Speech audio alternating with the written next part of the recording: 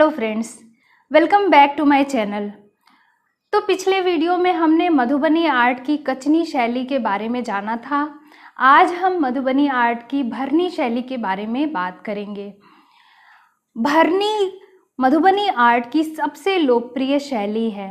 भरनी का अर्थ होता है भरना। तो बेसिकली भरनी शैली का मतलब वो शैली जिसमें रंग भरने पर विशेष रूप से ध्यान दिया जाता है।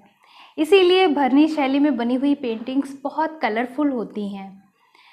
भरनी शैली में महाकाव्यों जैसे कि रामायण, महाभारत के पौराणिक चरित्रों को विशेष रूप से चित्रित किया जाता है।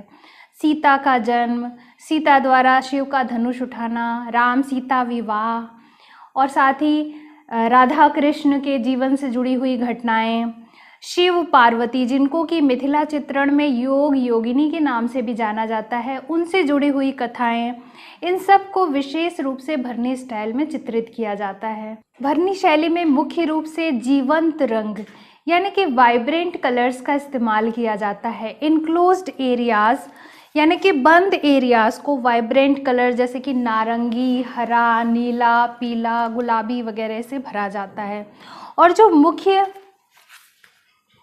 मुख्य चरित्र को ब्लैक आउटलाइनिंग की जाती है।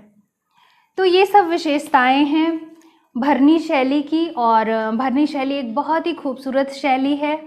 मैंने ये कुछ पेंटिंग्स बनाई हैं भरनी शैली में, जैसे कि ये भरतनाट्यम डांसर जिसमें आप देख सकते हैं कि मैंने वाइब्रेंट कलर्स का इस्तेमाल किया है और स्वास्तिक एंड अर्धनारीश्वर। इसी तरह से राधा कृष्ण, एलिफेंट वगैरह मुख्य विषय हैं।